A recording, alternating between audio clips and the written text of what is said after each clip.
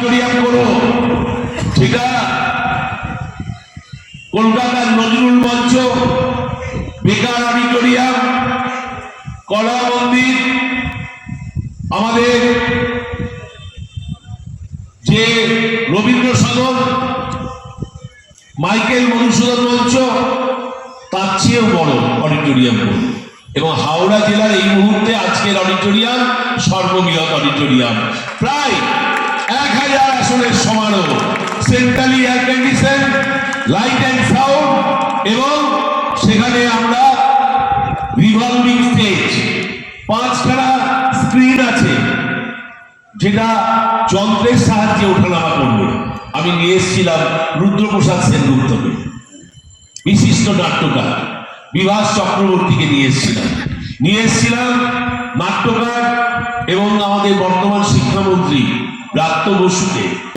কিভাবে এন্ট্রান্স এক্সিটটা হলে, কিভাবে ব্যালকনিটা হলে এটা ভালো হয়, এবং সেটা করতে পেরেছি আপনাদের আশীর্বাদ।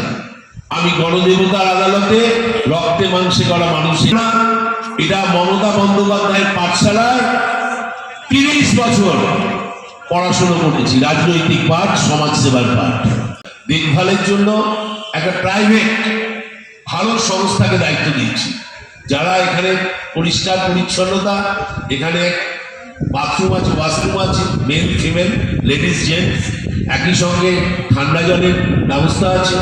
এবং এখানে একটা 2000 আসনে এই পাশে ঠাকুরের ভাবধারায় অনুপ্রাণিত হয়ে শান্তিনিকেতন স্টাইলে এখানে একটা মুক্ত মঞ্চ থাকবে, আর এখানে 2000 আসন থাকবে।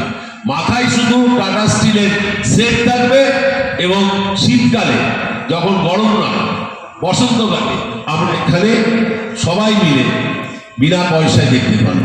আর এখানেও আমরা এখান থেকে শ্রদ্ধার্ঘ্য অর্পণ করছি আমাদের প্রাণের কবি, বিশ্বকবি, কবিগুরু রবীন্দ্রনাথ ঠাকুর এবং বিদ্রোহী কবি কাজী নজরুল ইসলাম পাঠিয়েছিলেন। আমি চুরুলিয়ায় গিয়ে উঠি কিনতে জটি কুসুম, হিন্দু মুসলমান, মুসলিম তার নয়নমণি, হিন্দু তার প্রাণ। আমার মা কাজী সাহেবের কোলে পিঠে মানুষ হয়েছিলেন। আমি নজরুল একাডেমি উদ্বোধনের সময় মুখ্যমন্ত্রী যেতে পারেননি, আমাকে পাঠিয়েছিলেন।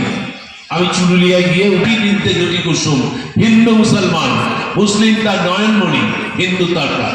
জাতের নামে পঞ্চায়েতি করছে কোনজন, হিন্দু না মুসলিম কইছে কোনজন, দুর্গামগির কান্তার মরু দুস্তর